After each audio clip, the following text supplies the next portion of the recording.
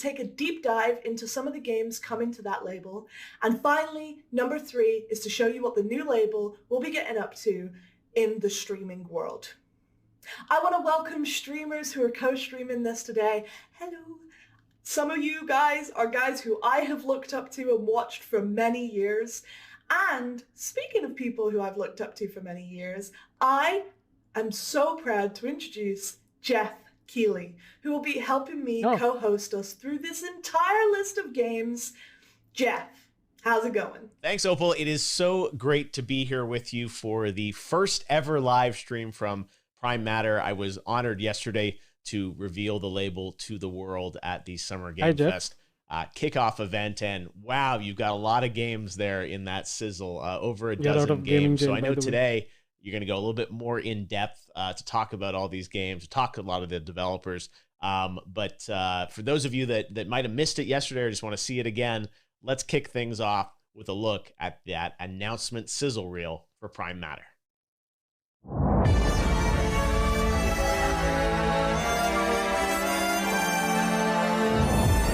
Sometimes I ask myself what it all means. Let's begin.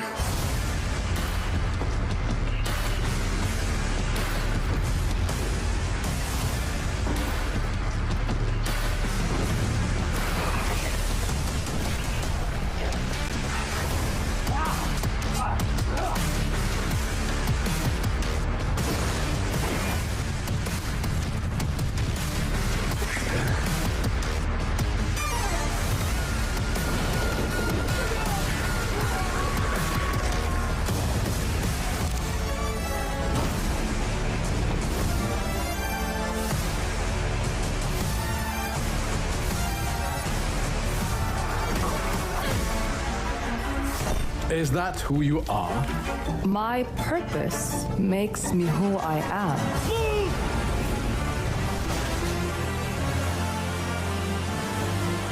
I finally have the feeling we're doing something worthwhile. Being relied on to succeed where others would fail.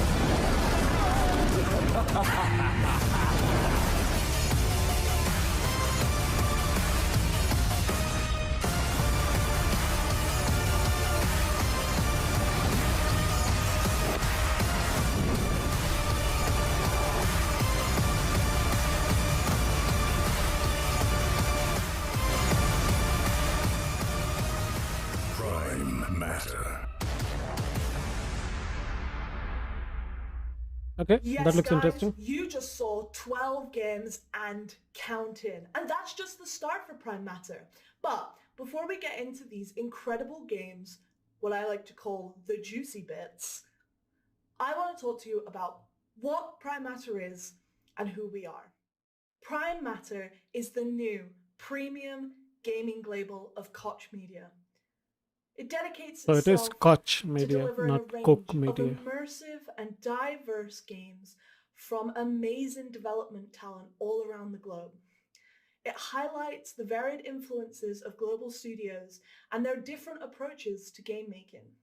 The new label will lead through creativity and expression with games that enthrall players with larger-than-life storytelling, create incredible moments, and above all, they're fun.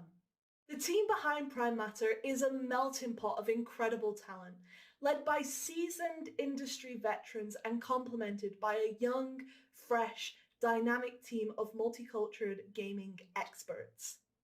The team behind are gamers at heart, working with such a wide range of passionate developers producing games together by gamers for gamers. And that being said, for all you keen-eyed individuals out there, you would have seen that one game was actually missing in our 12-game lineup for Prime Matter during the video. That is a game that comes from the Embracer family itself. Of course, Embracer had to be there. Jeff got to sit down with Todd Hollinshead and talk all about Painkiller.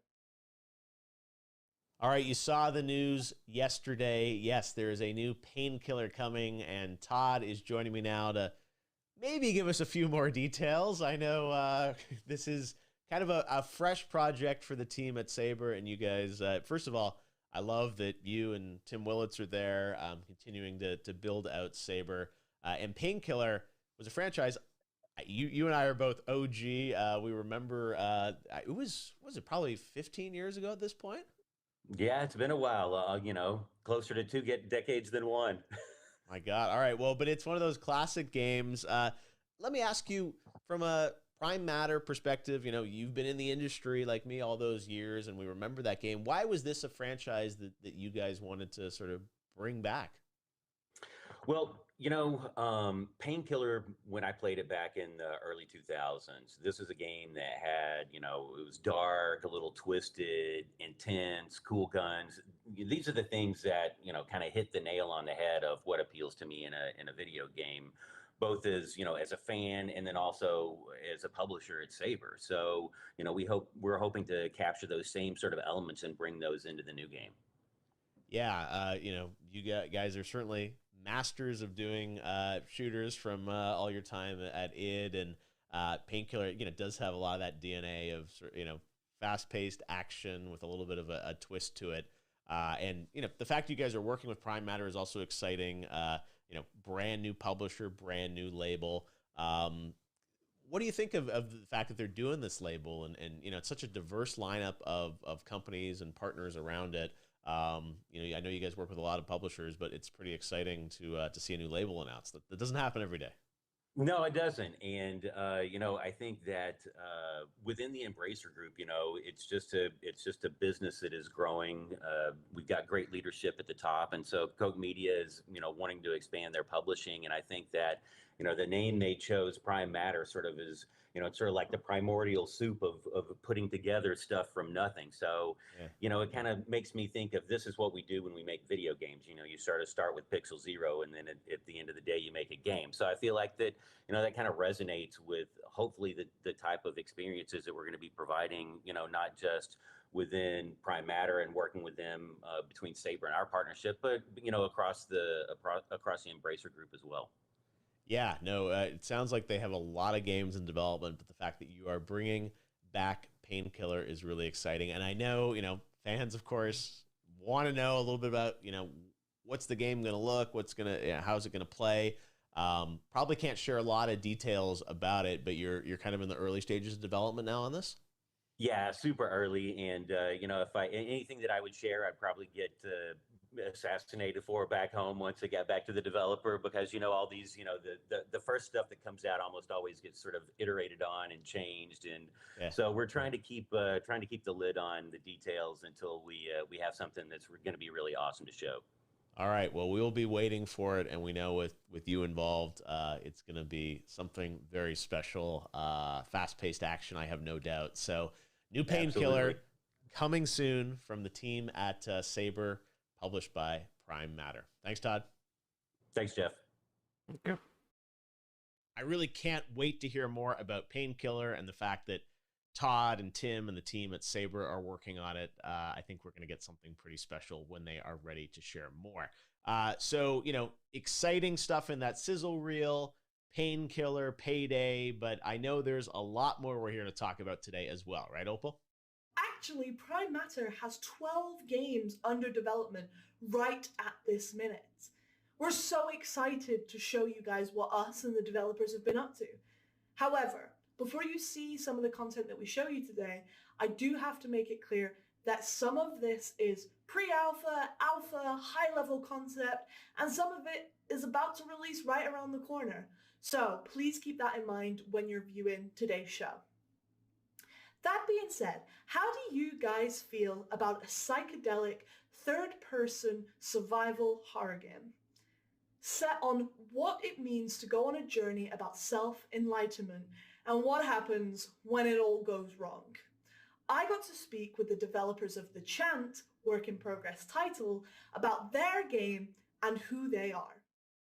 Our game is about a group of people who go to a spiritual retreat to seek enlightenment, and they basically get a little more than they bargained for. And your character has to deal with her own personal issues as well as the cosmic terrors that become awakened. Cool. So what type of genre is this game? And it's a bit hard to pin down with the with all the different influences and styles of gameplay, but I'd say we're probably a survival action horror game. Okay. Cool. And what was the thinking behind that genre? Is it something that you guys like, or is it just it came left field? What's your decision behind that? Personally, we always wanted to make a horror game. A big part of our core team have a background in third-person sandbox games. And we really wanted to combine, action mechanics, deep storytelling, and we felt that the horror genre was a really exciting space to take that background and play around with. So, kind of sticking with the horror genre, why did you decide to go with that theme? It's not really Just taking some normally second what you screen would experience. see, this whole spiritual awakening thing. So what was the idea behind that? We thought it was just kind of an interesting territory to explore. There is, there's a lot of influence from that with like folk horror of the 70s and giallo horror and so forth that really inspired us more from a film standpoint. And taking that kind of aesthetic, something that was very sensational, very colorful, and mixing it in with more action-oriented and exploratory game mechanics, we felt was a fresh take on the horror space. So, kind of speaking about your inspirations and stuff, what video games, real life media has inspired you to create this title? Well, going way back when Resident Evil 2 is one of my favorite games of all time. Alone in the Dark, Eternal Darkness. So a lot of games are very inspirational to us. Our game actually started off as a game with fixed camera angles and so forth, and then we over the course of development. Just especially really focusing on bringing more of an action element to it. We've since switched to an over-the-shoulder camera and haven't looked back. So kind of talking about changes and what you guys are doing on the development side, how close is the game to like the original concept? I understand you guys are still developing, the game's quite far out, but from your original concept to where the game is now, how much has that differed? The core story and I'd say the aesthetic and the themes, those all remain intact. I'd say our gameplay, as our team size grew, we added deeper mechanics. I'd say more action to the game. Our game actually has a fair amount of combat in it, especially on the melee side. Those were things that weren't too prevalent in our original concept, and a lot of those things are just kind of based on, we're a very small team at first. We're still a relatively small team, but every new person that joins, brings something new to the mix. So I'd say on that end, the game is. So they haven't shown any gameplay trailer or footage. Gameplay. Awesome. Kind of sticking on that point of, you got a small team, there's a lot of challenges that comes with that. What was the hardest part of making the game so far? The hardest part was probably trying to make a game that, has, more realistic production values, because that's where our background comes from, on a smaller scale and budget. So for us, we had to be very strategic, utilizing Unreal. We wouldn't have been able to build this game without utilizing an engine like Unreal. Previously, we had worked on more proprietary technology. And that's also great because, new people that join the team can get up and running on the engine quite quickly. In addition to that, we've been using photogrammetry from the start. For both. I think the entire world is switching to photogrammetry. Also scanned actors, and we're using, also tapping into a lot of what's going on in our city. Vancouver has a pretty big film industry, so really tapping into the film and the effects industry and tapping into that area of expertise to just kind of try to do things as efficiently as possible. So you've mentioned experience in the past and also kind of how rich Vancouver is. How much does that come in handy when you're working on the game? Oh, it's been extremely beneficial. Vancouver, is home to a lot of AAA studios.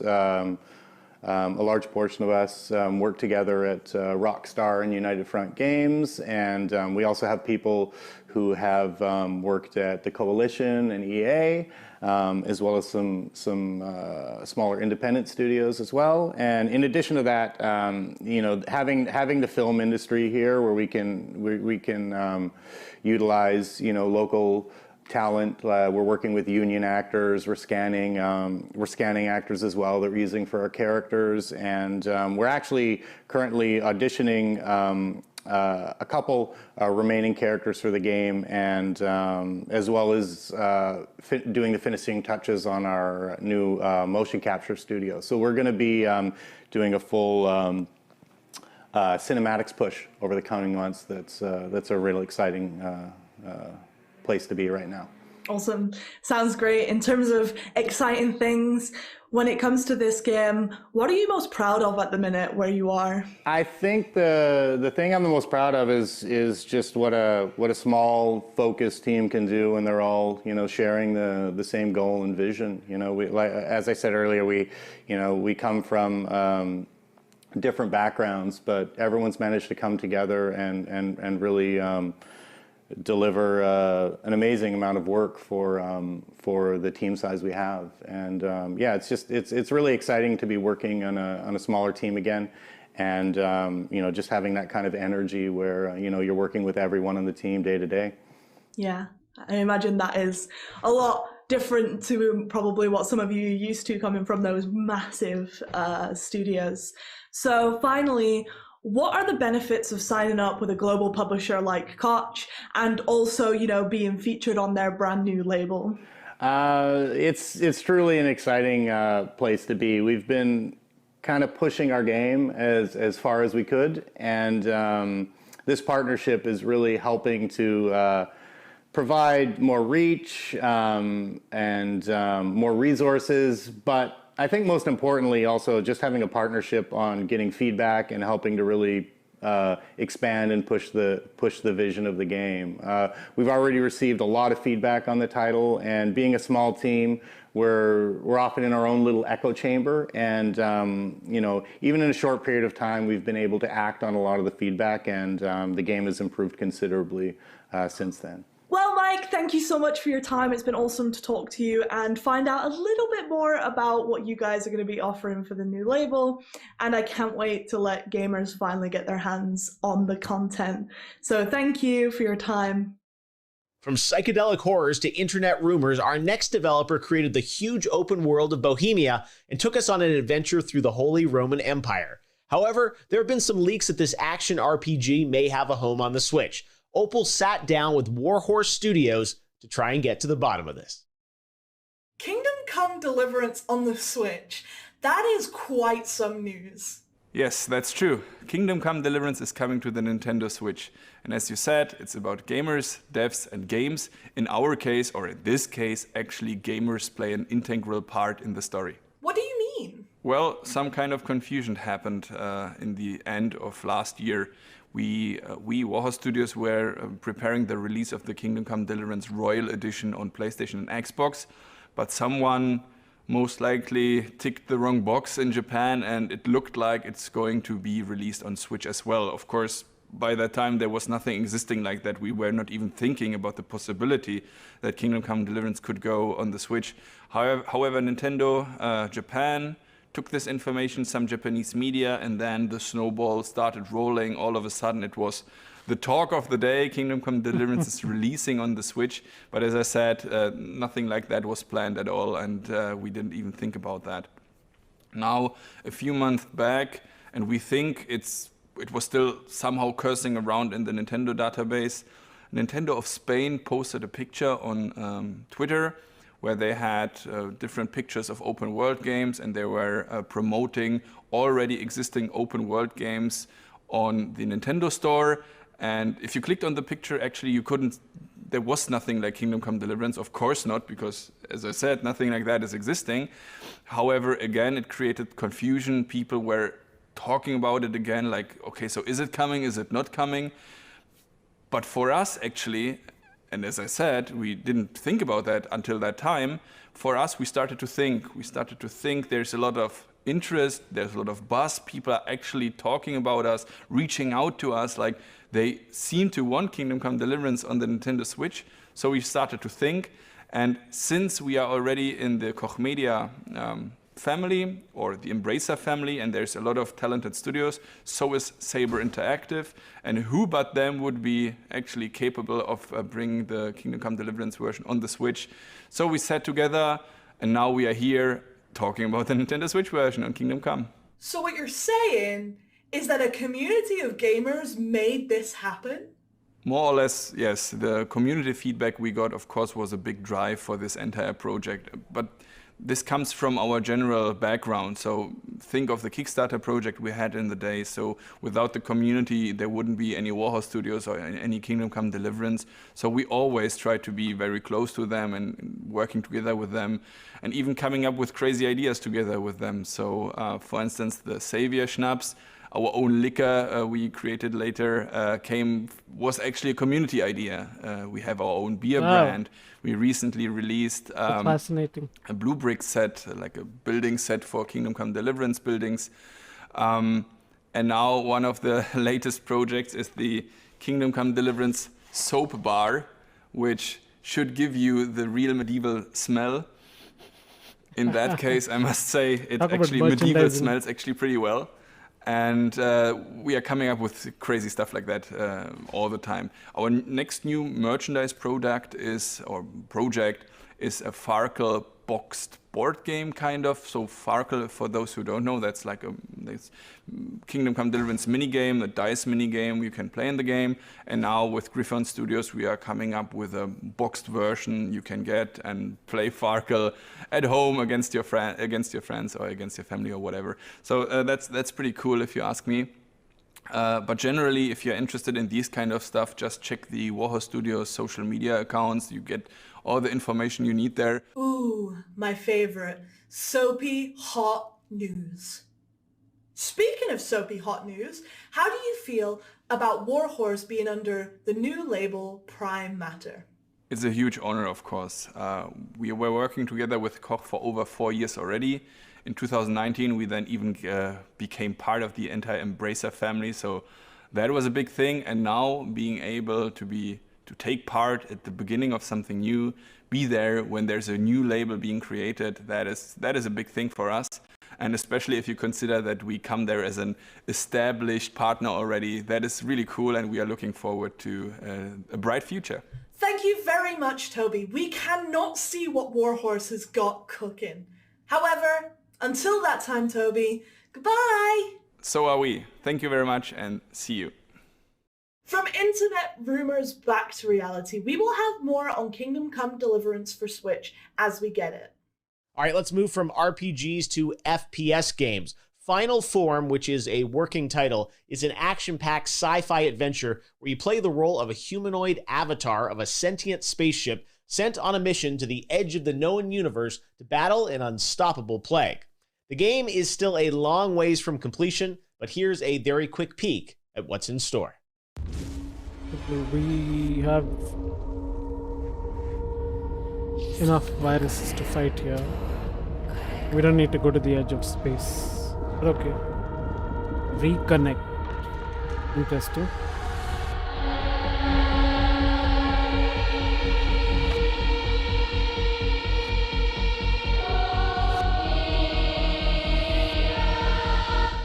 Okay, that's not the name of the game, I guess.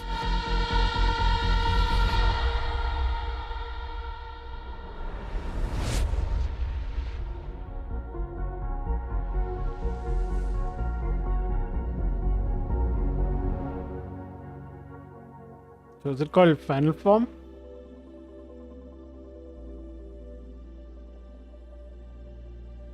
Hi, we are Raycon Games, and what you have just seen is the first glimpse of our upcoming game codenamed Final Form. Final Form is an action-packed, epic sci-fi FPS in which you are a female-formed humanoid machine on a space mission with no return. At the heart of the game is a mystery and alien worlds to explore, but also an adrenaline-fueled combat. In Final Form, it's all about the freedom and power of movement, being a machine unrestrained by human weaknesses. There are numerous abilities and gadgets that come with your robotic body, so you can give yourself away to the fantasy of becoming an unstoppable cybernetic goddess blazing away in a spectacular ballet of destruction.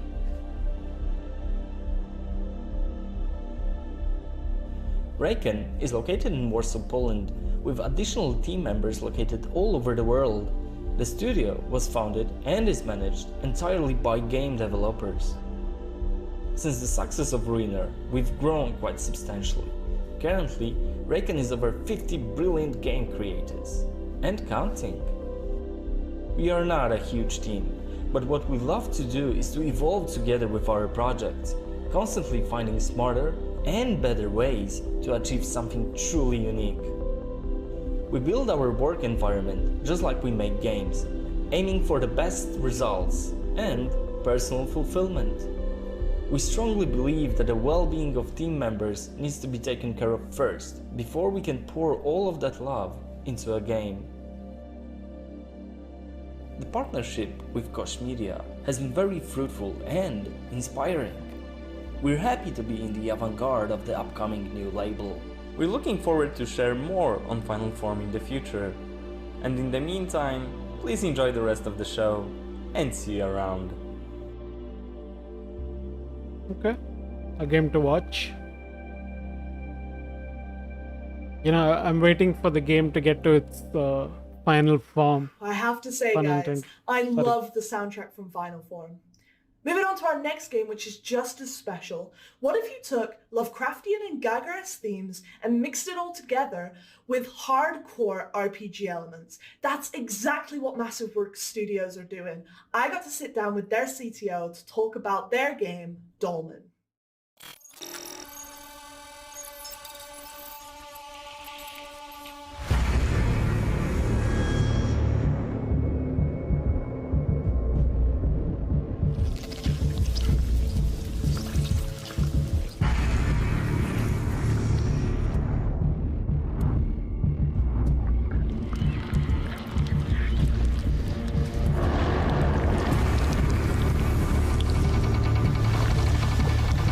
Yikes.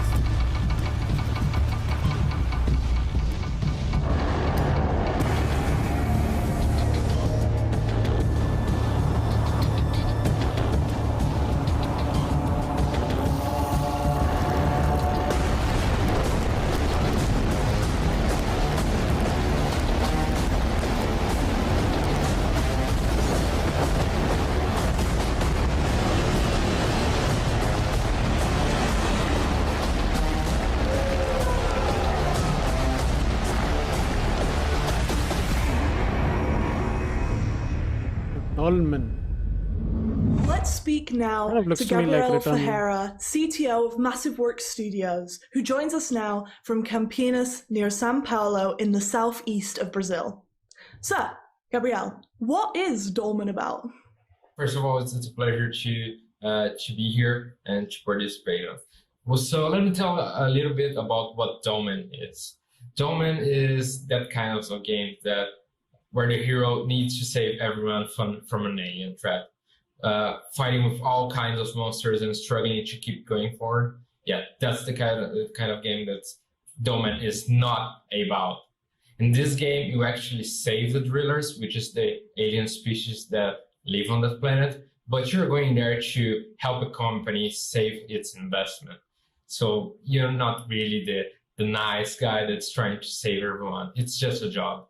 But we hope that the players consider the humanity, the greed, the war, and the spares and the challenges that come to mind along with that job.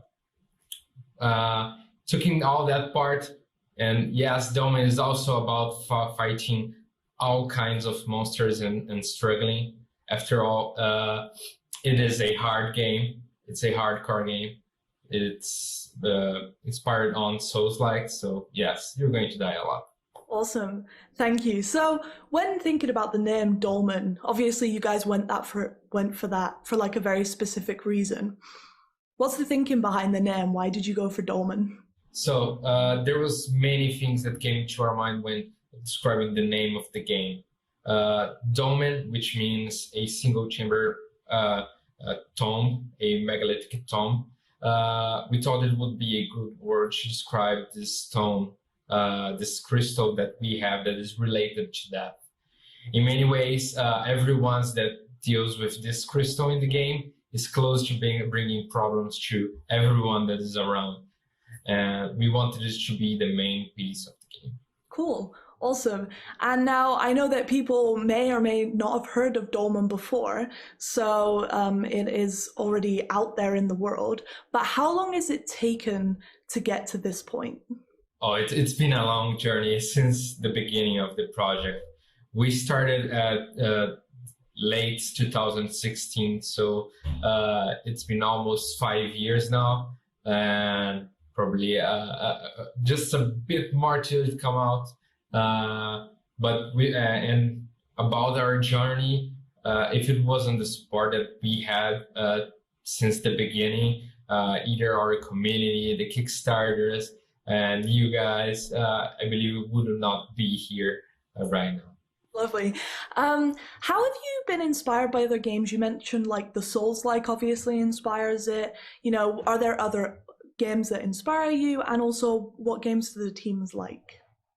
First of all, regarding inspirations, a lot of games came to us when we were producing the game and when we were first thinking of it. Obviously, we are really passionate and we really love Souls-like games. So Bloodborne, Dark Souls, those games were our main inspirations. But we drew inspirations from all different kind of sources. So we had inspirations in Dead Space, in Mass Effect, and also not only inspirations in other games, but also inspirations in movies and Lovecraftian stories. For example, Alien and Geiger, and those were our main inspirations.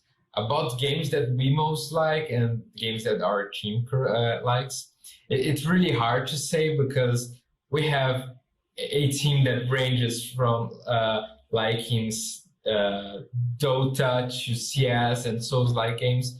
But what I can really tell you is that everyone of our team is passionate about the project because they love doing what they do, which is a hardcore game. Yeah, and that makes sense as well when you get hands on Dolmen, all these inspirations that have come in. So the game is set in a sci-fi universe. Is there any specific reason you decided to go down that route? Was there any other routes that you considered at first?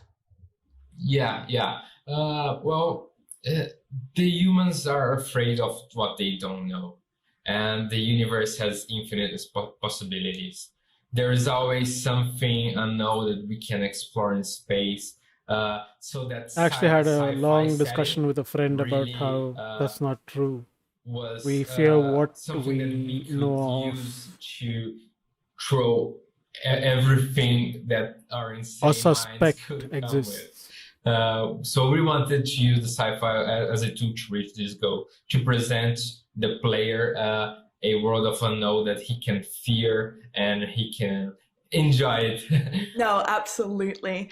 And while we're kind of on the point of humans and Earth, you guys are based in Brazil, which is awesome. Are there any specific challenges that you face during development because of that, or just in general? Yeah, there were a lot of challenges that we faced along this 5-year journey. We obviously had to adapt our workflow in these late years. So 2020 and 2021 was a really challenge for us, but it was something that we could adapt well, especially because even that we're based in Brazil, we're not only based in a single location in Brazil. We have people spread across the country. So it was easy enough to overcome that challenge. But there were several challenges since getting development kits and finding people that are really capable of helping us to deliver this amazing game. And that's what we gathered, and that's something that our company appreciates the most and really gives value is the people that we work with. They were really incredible people, and they were really rare over here. Absolutely, that's really cool. Kind of on that theme of development and challenges, given how development and technology often dictates how a game evolves throughout its development, how kind of close are you to the original concept that you guys came up for Dolmen? Well, there are different point of views on that answer, especially because we started really small. And in the journey of the game, for example, it started as a concept from a few friends that get together and they brainstormed it for months, the game, subverted in two senses. And one of them, when we first thought of the game is huge and is insane and has a lot of background on it. It has all this universe around it. So a lot of it has been built. So people that loves lore and loves the universe that we are creating, they will have a lot to explore on that side. But the game from its original concept evolved a lot, especially now that we have more tools at our disposal. So on the tech side, it advanced way better than we imagined. Back 2016, we didn't have all the resources that we have now. So, of course, we made some sacrifices here and there and in order to achieve our goal. But we're never happy with satisfied at that point of satisfaction, you know. We want to reach more. At the end of the day, this is also a game and we are having fun, but on top of all, we want to make a brilliant game for the player. Absolutely. And speaking about like making the game and the development of the game, seeing as you are lead programmer as well, what was the hardest part of making the actual game? I believe that we could have gone into different options, especially, for example, we could have wanted to make it a game that was simpler or smaller or not have that many hours of gameplay. But we decided to go to a hardcore game, even though it's a first game of our company. So we decided to go full in into that challenge. We faced a lot of challenges, as I mentioned previously, but I believe the hardest part of the game was finding the correct professionals and focusing on what we were doing, and keeping yourself focused for 5 years on a single game is something that is challenging for everyone, especially right now. So it was a difficult decision, but we wanted to make that. Regarding programming, and as a programmer, there's a lot of that I could keep talking about what is the harder. Multiplayer is always challenging, but finding that balancing fit, so the game that is not unfair, but is hard. So we wanted to aim hardcore players. So this was really something that was hard. So you mentioned like 5 years of development, which is a crazy long time. How have you kept yourself motivated? How have the team kept themselves motivated? I won't say that it was easy, because it wasn't. But game development is never easy. Most of all, we were always having these meetings in order to play the game. Even now that we are remote, we keep getting up every day and making a meeting and showcasing what we are doing and working alongside each one of us. Also, a lot of things that happened before COVID was the events. The events always made us super happy. So showcasing the game to everyone and getting the players to play the game and see how they react, it was something incredible for us. It really made us feel proud of what we were doing. Yeah, absolutely. I feel like everyone's missing that event feeling, right? When you actually get to see people on the games and you're like, oh, wow, everyone's loving our games. I think it's something that everyone is missing, definitely.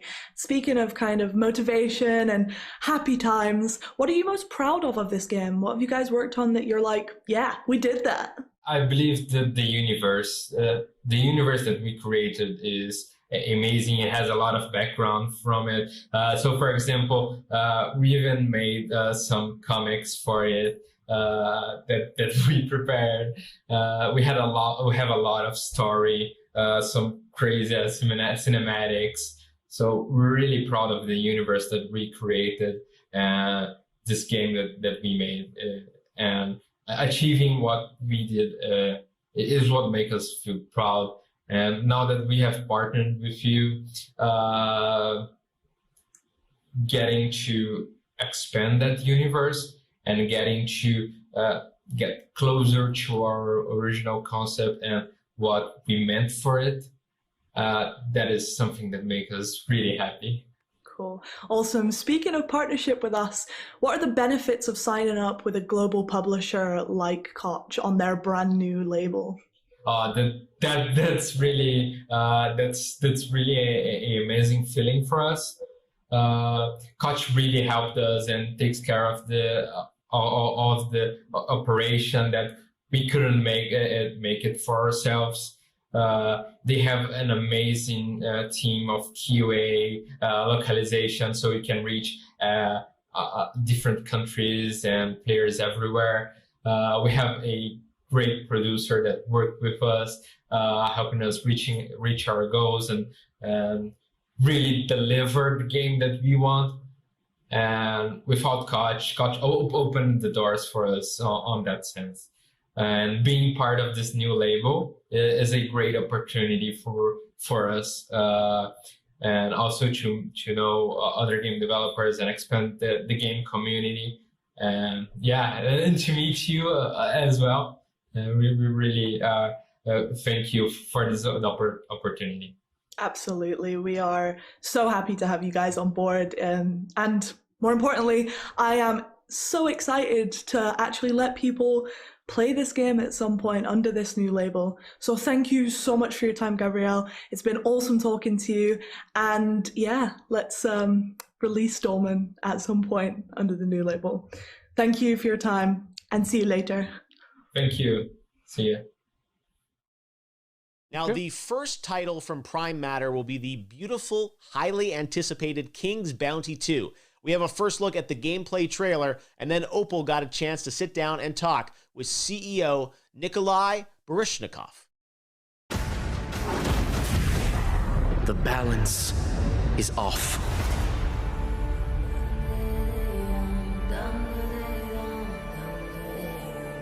Our land, Nostria, dances on the knife's edge of fate.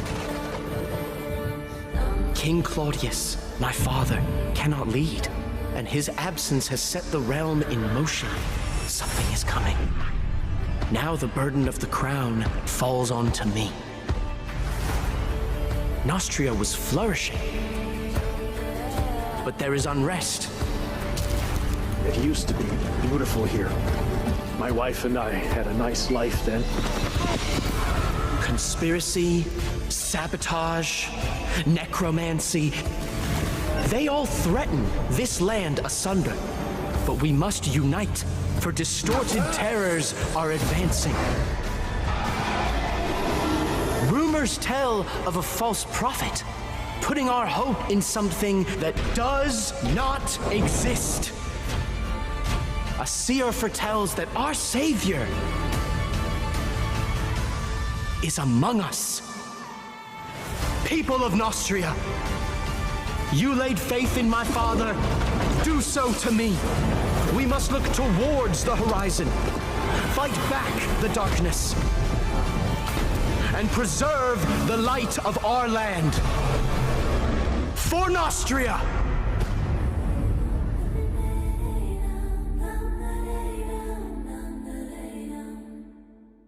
Hello there, there, guys. Thanks for joining me. And I am joined That music by was Nikolai interesting. Sounds a lot like Indian from 1C vibes. Entertainment, who is CEO and creator of King's Bounty 2. So King's Bounty has been years in development and has a 30-year pedigree. So what is it that makes King's Bounty 2 so special? The original King's Bounty was a grandfather of games of series like Heroes of Might and Magic. So it created these turn-based gameplay when you have a hexed-based battlefield and the troops are moving in turns,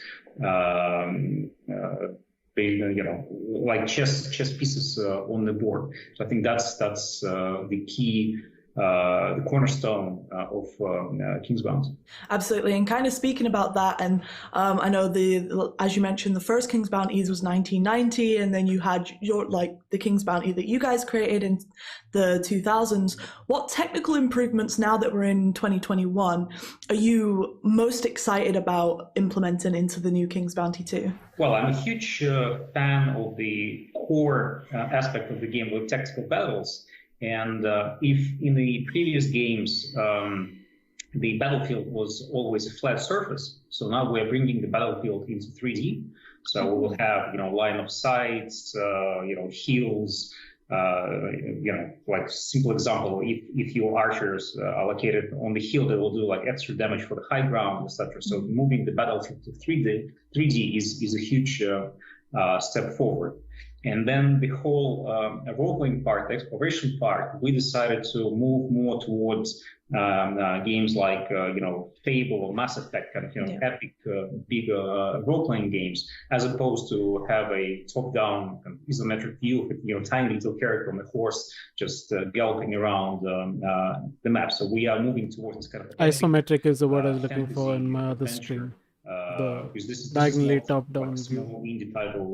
Not a huge fan of isometric view games. Production we've done in Moscow so far. So speaking of the other King's Bounty games, will this King's Bounty 2 follow the other stories of the games, or will it be a standalone title?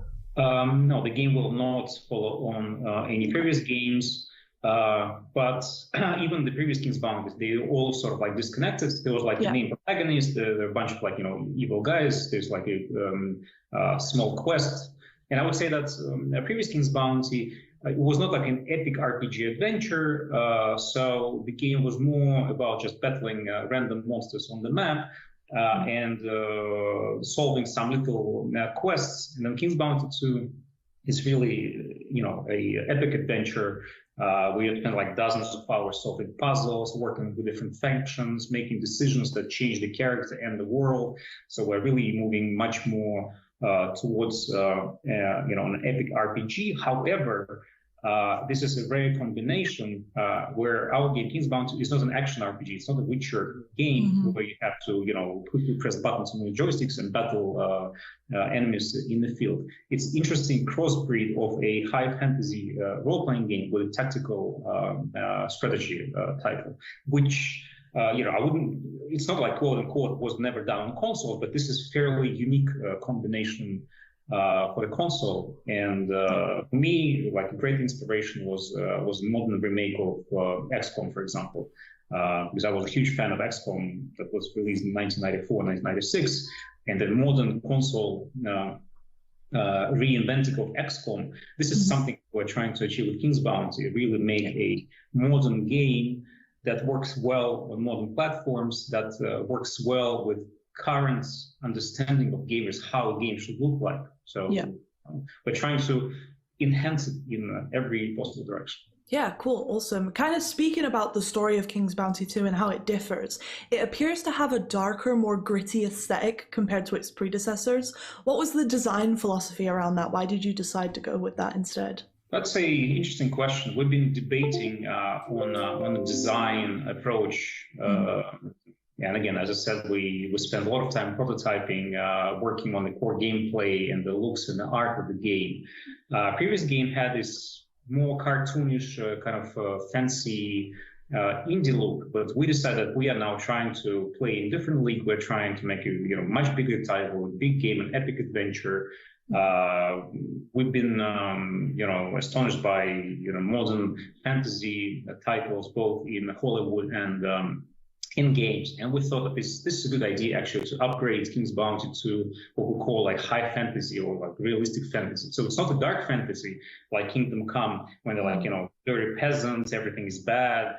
No, it's more like, as I said, like high fantasy, you know, epic characters. If there's a dragon, it looks like a dragon, not like a toy. If there's a villain, you know, he or she looks like a real bad person. So that was the main philosophy. Plus, you know, game development evolves, and I don't think that it's a good idea to, you know, take a game of 2008 and just make a replica with slightly enhanced graphics in 2021. So you need, especially for consoles, there's a specific expectation from somebody coming to the store or buying the game digitally or online. Okay, this is like a 49.59 game.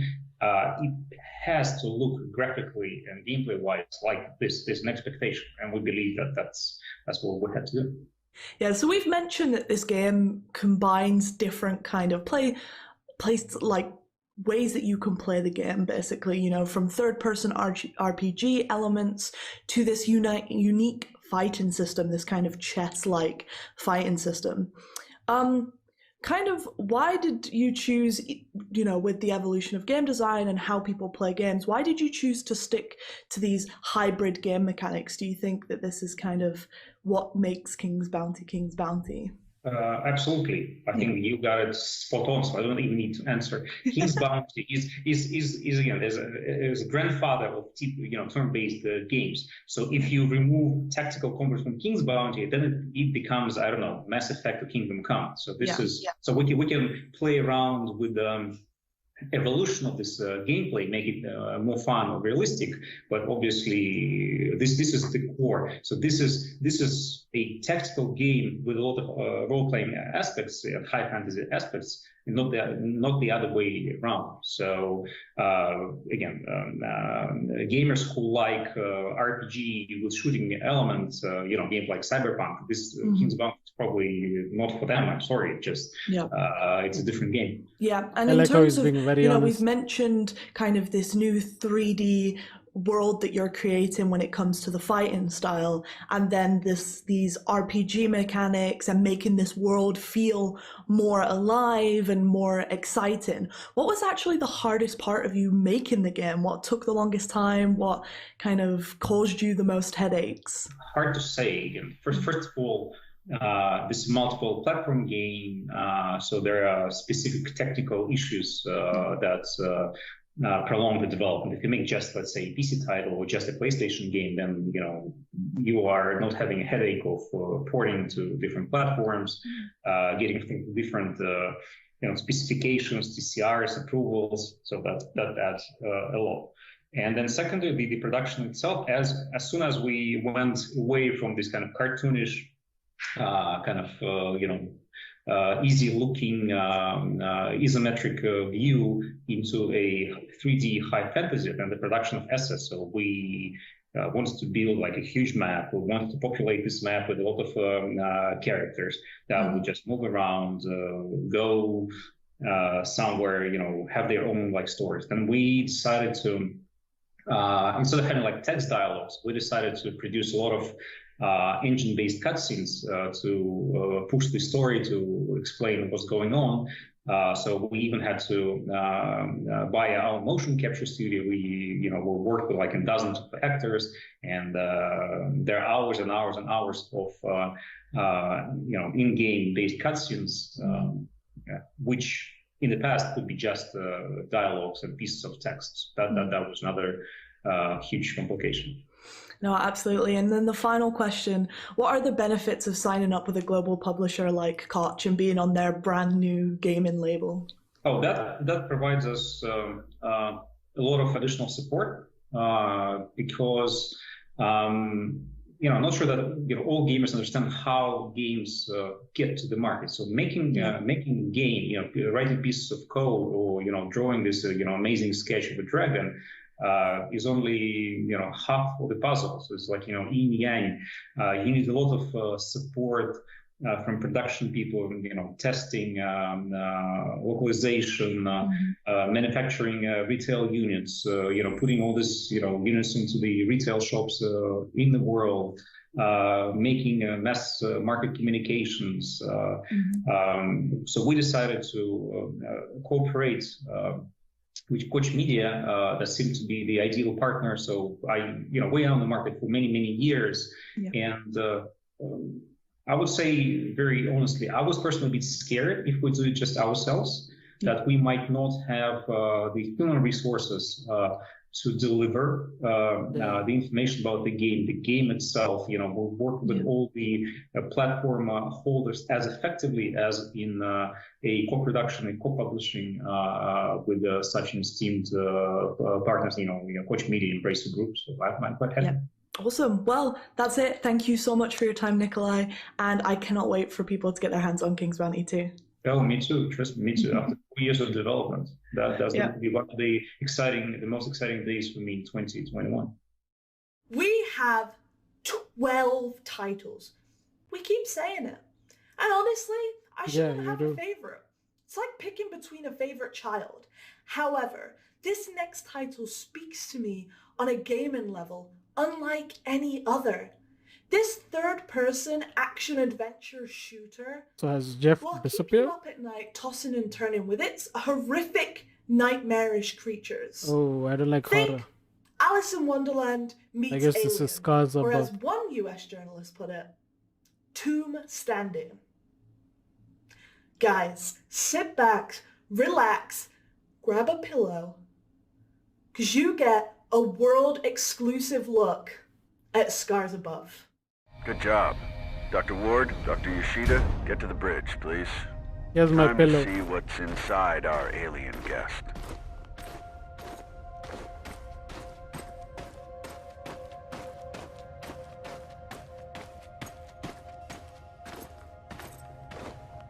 Telemetry check.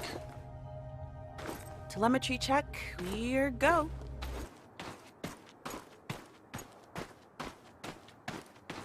Wow. How is this possible? What planet is this? How did I end up here? Her character model reminds me of Lara Croft. Log entry. The gate has an internal conduction system.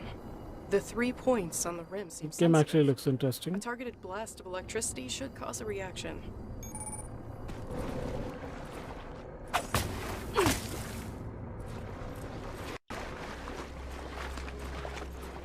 The debris. It's from Hermes. It must have splintered off as it entered the atmosphere.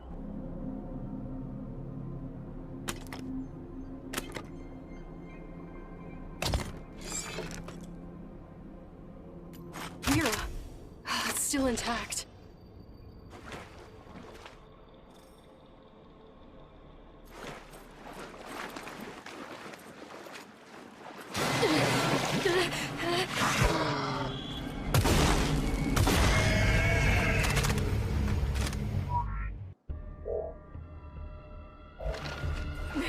What the hell was that?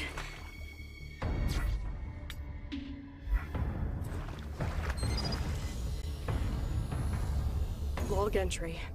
The creature has multiple salivary glands in its thoracic region that seem to produce a highly venomous secretion.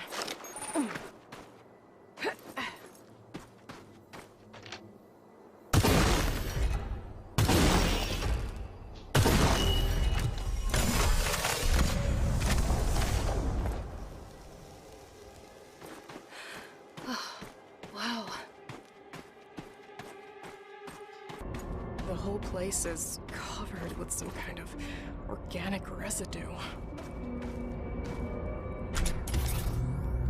Looks like Robinson managed to connect the MPU to the pillar.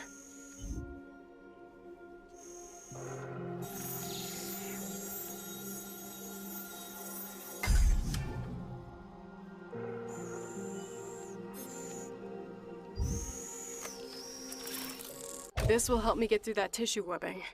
And I'm taking the MPU.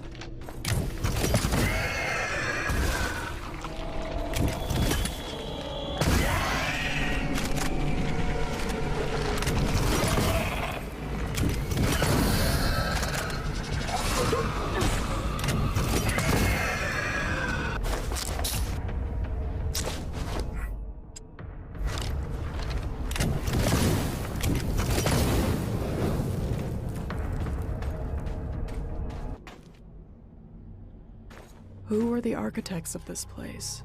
Did they build these towering monuments to serve a purpose, or as a testament to their might? Were they looking for answers or solving a problem? Oh my god!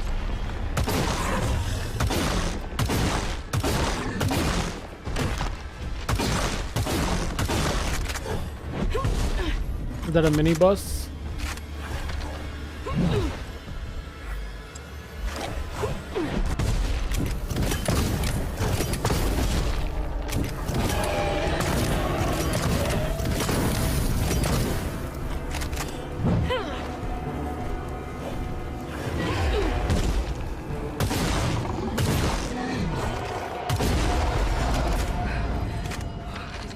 This thing was huge.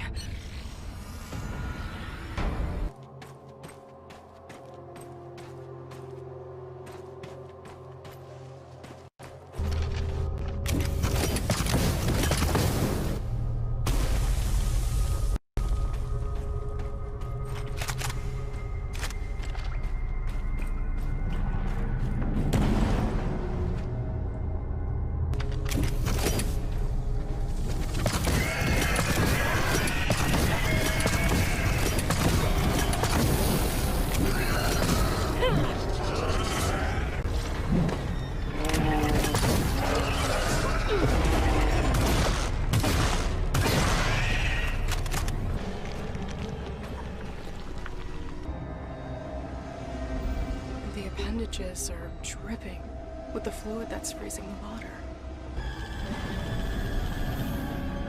There's the brain and the neural pathways leading to various organs. The pseudocerebrum seems to be generating an electrical charge.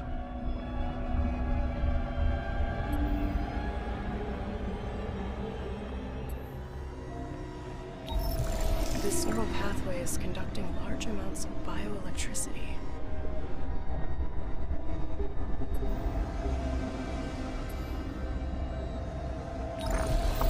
This gland is secreting the cryogenic fluid that's freezing the water. It's very Arkham Asylum kind of like detective stuff. Quite interesting. I'm actually liking this game. The cocktail of digestive acids is dissolving local plant life into homogeneous matter. The process seems to be aided by bioelectricity.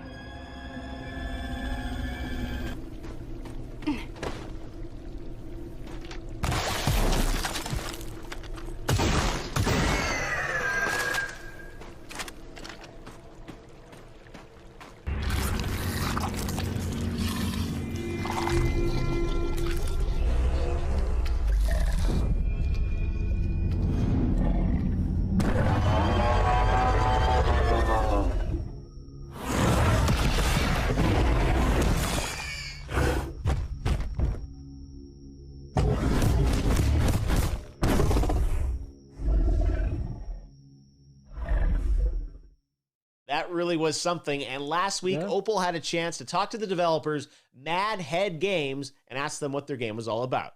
Hello there, guys. Joining me now from Novi Sad in Serbia is Ivan Zorkic, game director at Mad Head Games, who's going to tell us all about his new project.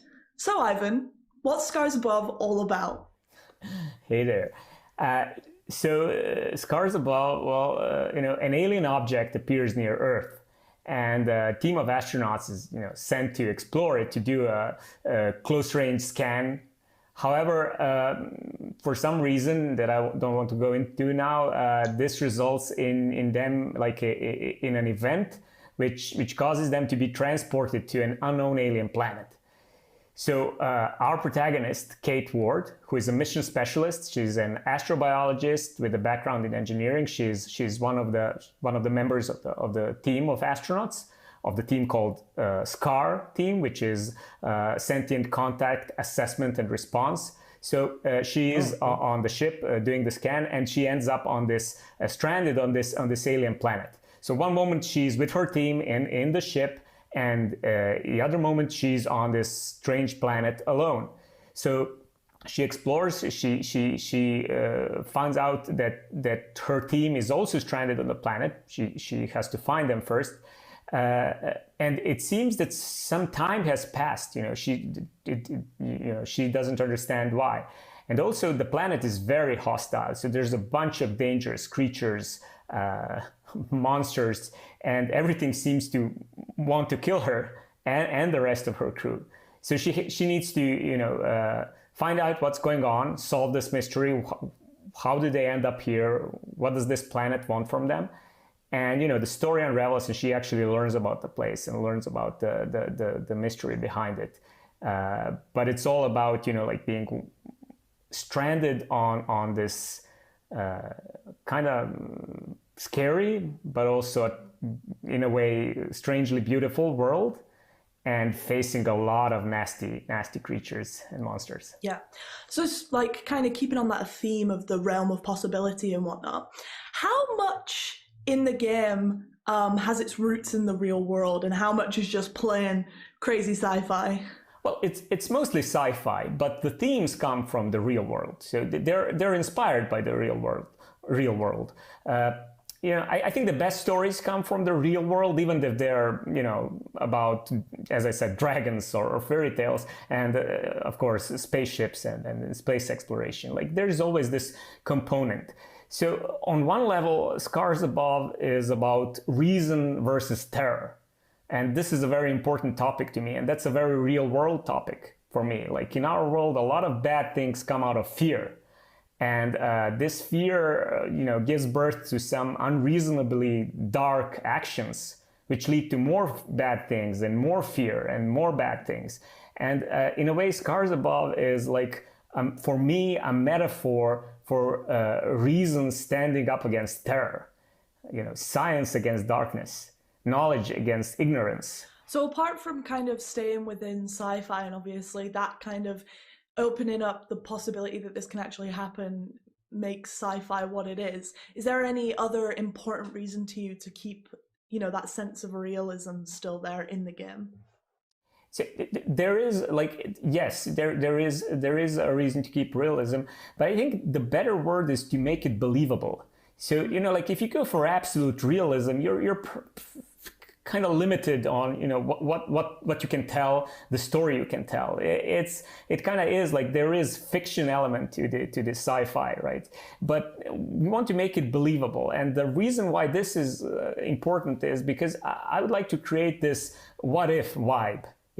I would like it if people actually ask themselves, like, what if this really happened? What would I do if I were suddenly stranded somewhere on this strange, far away from home world, surrounded I wish I had with a PlayStation with me. Monsters and terrorists. Like, if you make this believable, people might actually think more about it. So we don't want to go like super realistic, but we do want to make it believable, so that because immersion is really important, so that people get immersed in this world and start thinking, like, what would I do if I was in this situation, and what if this was really, like, what if this happens someday? What if an alien object does appear near Earth someday, and what would happen? Absolutely. And then you mentioned the lead protagonist, Kate Ward.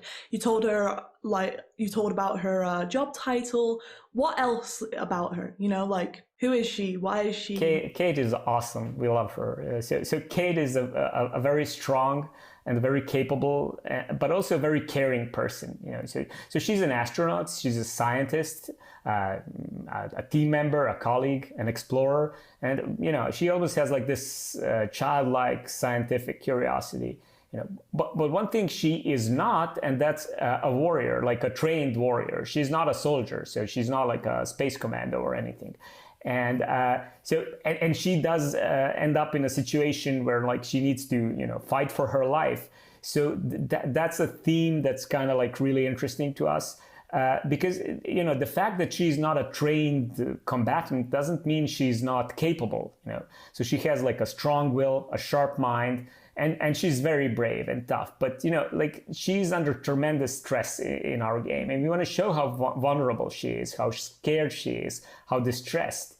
Because true courage doesn't, it doesn't come out of lack of fear. It comes in face of fear. So we do want to show this fear, and it's actually like this the fact that she's overcoming this, like fighting her emotions, fighting, you know, all the stress, that makes her courageous, and that's great. So she gets frightened, you know, she fights her emotions, she's susceptible to panic, which I think kind of makes her relatable. Like, she's not like, I'm all out of gum, I'm kicking ass and chewing bubble gum, and I'm all out of gum, you know, like that's not her. She's like, her heart pounds, her voice breaks, she trembles. We are at least 10 minutes over time, right? That's what I really like. Like when her voice breaks, when she's like really scared, but she like are they doing this her live? fist, or? and you know, the adrenaline kicks in, and she pushes through, you know, no matter the obstacle. And she does it using her mind, you know, and using science and using her cunning to, you know, craft these weapons and gadgets and survive against the odds. Awesome. So you mentioned that, you know, Kate's a team player and that Scar gets sent up. Who else is in the team? Who else are we going to be meeting on this adventure? So she's a part of a 4-person team. There is the commander of the mission, Commander Robinson, Richard Robinson, and he's like a person with a military background, like a pilot and an officer, and like he is the commander after all. But the rest of the team are mission specialists, you know, because and this is also kind of like the idea that it's this alien object appears, we send scientists and explorers trying to figure what's going on. So Kate is joined by her close friend Tamara, who is and also like a scientist and an astronaut, and by Mike, a little bit younger member of the team, but who is also like a communications expert, and like they're all scientists working together to solve this mystery. But Kate does get separated from them, and you know, part of the game is actually uncovering the fate of her other team members, and you know, like I don't want to spoil anything, but you know, Kate obviously cares a lot about her teammates and her friends.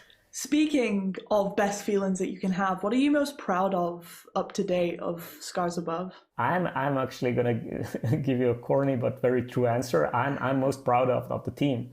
So like, making a game is a huge effort, and it requires a lot of hard work, focus, energy, dedication, but also like cooperation, communication, support. So it's just like looking at a group of people working together on a common goal, that's really inspiring. And I think that's truly the case with any development team. Like, when you ask them like what you're most proud of, you know, and I keep thinking like one day in the far future, I may actually forget some of the details during the development, but I will always remember the people I worked with. That's awesome. And then last question, what are the benefits of signing up with a global publisher like Koch and being on their brand new publishing label? There's a bunch of benefits, but like, you know, having access to certain resources, to experience. This is a game, you know, with many firsts for us. So having someone to just like, share thoughts and share the experience is really valuable. But, you know, on a personal level, I have to say this, and I'm being perfectly honest, like the biggest benefit for me was meeting a bunch of great people on your side. And I truly mean this. Like, it's a continuing pleasure to work with you, not just talking about the game or how we can make it better, but, you know, just like we talk a lot, as you know, like we chat about various things. Just meeting you guys, like it's a tremendous boost to what we're doing. And you know, I don't want to downplay like the obvious benefits, because there's a lot of them, like their infrastructure, the resources. But you know, for me personally, it's just like meeting and getting to hang out with you guys. That's really awesome. Absolutely. And it's a pleasure to hang out with you as well, Ivan. And thank you so much for your time. I cannot wait to let people play Scars Above, because I know that we have so much fun with it in the office. So thank you very much. And yeah, we can't wait to see more. Thank you. I'm very interested in this game. People playing the game. We're really excited about it. So, well, we have more games coming up. And now for something completely different. When Brian Fargo himself, the granddaddy of top-down isometric RPGs, says he is excited about a game, that's gotta mean Prime Matter is getting something right. Encased is an isometric dystopian sci-fi RPG scheduled for release this autumn. And this new trailer, which we're unveiling today, should give you a pretty good flavor of what the game is all about. It's 1976, and the future has arrived. But here's the skinny. We at Cronus need you. Cronus was formed after a dome-like structure was discovered 5 years ago. Was it from our ancient past? Was it made by aliens? Does it run on perfectly harmless nuclear power? We need to know, and humanity is waiting for perfectly harmless nuclear power. Descend into the dome itself and join one of our incredible research teams. The only question is, which wing of Cronus is the best fit for you? If you like taking orders, cracking heads, ultra-violence, and guns, lots of guns, then the Black Wing is for you. Can you build and repair incredible technology, but not expect any credit for it? You sound like an engineer to us. Welcome to the Blue Wing. Are you a doctor, scientist, mathematician, or any other type of brainiac?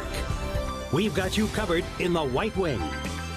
Do you like taking credit for the hard work of others, but never do anything yourself? Those forms won't fill themselves. That's management, mister, and the Silver Wing awaits. Are you a criminal, prisoner, or have no discernible skills whatsoever? Then you're coming to the Orange Wing, like it or not.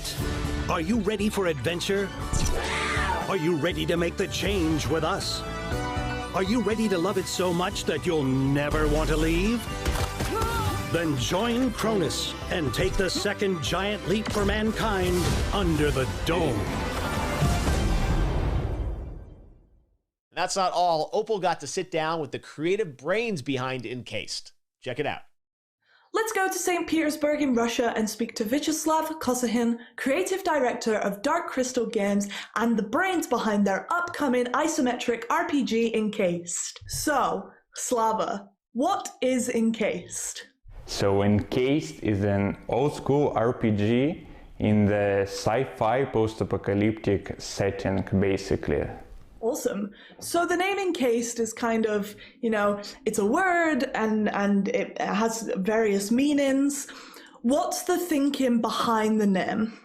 The thinking behind the name comes from the setting of the game, from one main entity of it, which is the dome.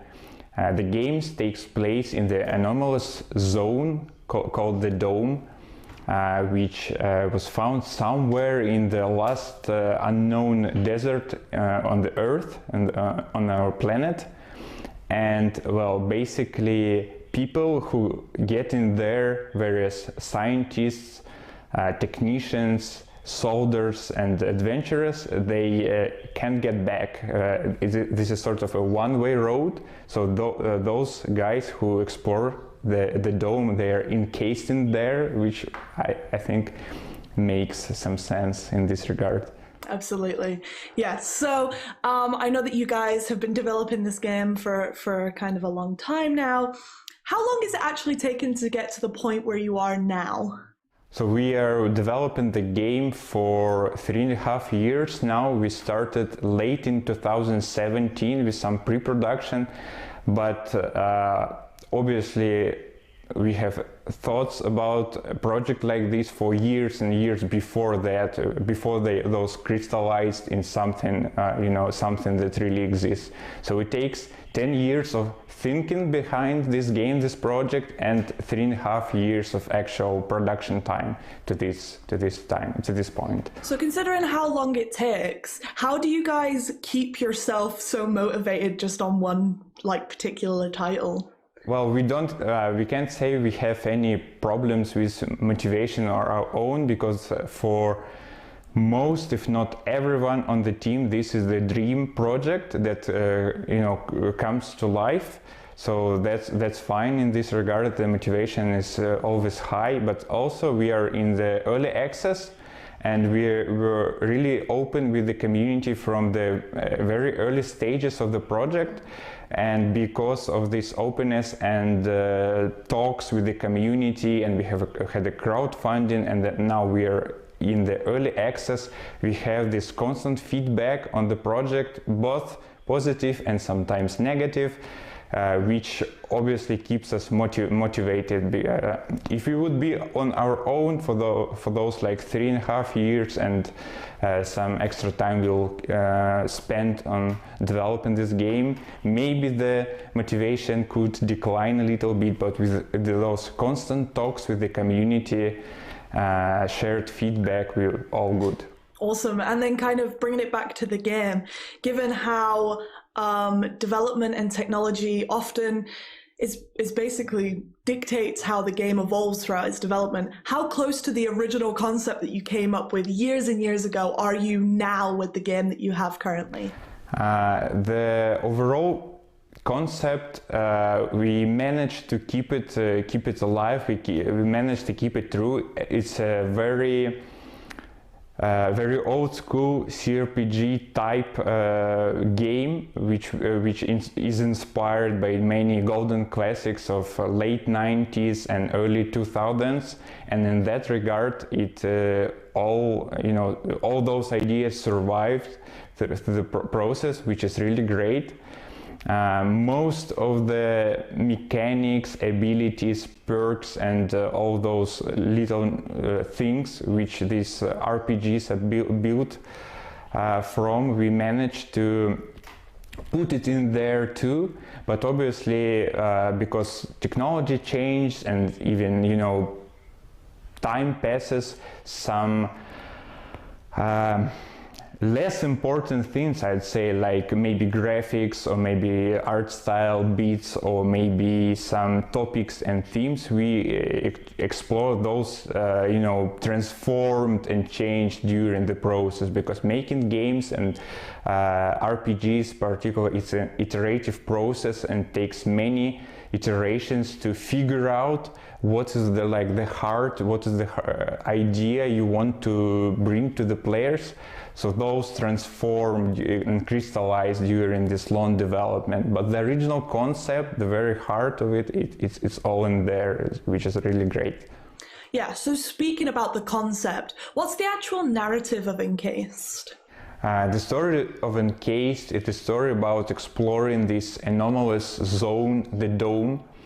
The player starts as an employee of this Cronus organization, which is the only organization that controls entire Dome research and studying. There are 5 departments which are called wings a player can start in, which affects the game a lot and the story of the game. This is the Black Wing, which are the security and police services. There are White Wing, which are scientists and medics. There is the Silver Wing, which are the management and ruling wing of the Dome of the Cronus. There are Blue Wing, which are technicians and engineers, and there is this special Orange Wing, which contains ex-convicts which were freed to go to the Dome to do various manual labor. So you've mentioned that the game is set in the early 70s. Not many games have been set in that time period. What prompted you to pick that specific time period? Well, we think that the 70s is the perfect time for like our game, what we are doing, because 70s is like the last tick on the timeline of the humanity, while there were some blind spots on the planet. First satellites and first people in space, it's all happened in late 50s and early 60s, right? And 70s is the last spot on the timeline when there are some, when satellites do not have this complete web surrounding the Earth and the planet, and there are some blind spots where such an amazing and dangerous place like Dome can be hidden. And from that place, from that time, the story takes its alternative path.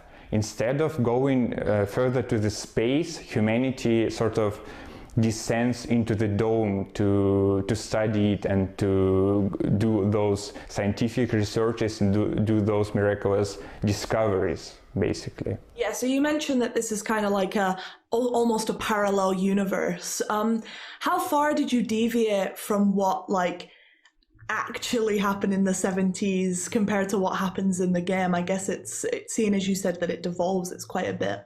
Yeah, obviously. So the main topic would be obviously that instead of continuing the Cold War, the West and the East, if we can call those, they instead start to explore the ideas of like internationalism and exploring the dome together and forming that super corporation Cronus, which is actually the only foundation that explores the dome, controls all the researches and controls the flow of like artifacts and scientific researches which comes from the dome into the rest of the world.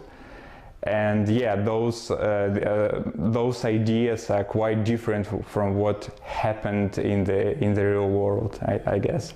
And kind of bringing it back to the real world almost. Obviously, you guys are based in Russia, and life in the 70s was very different than life was in the West.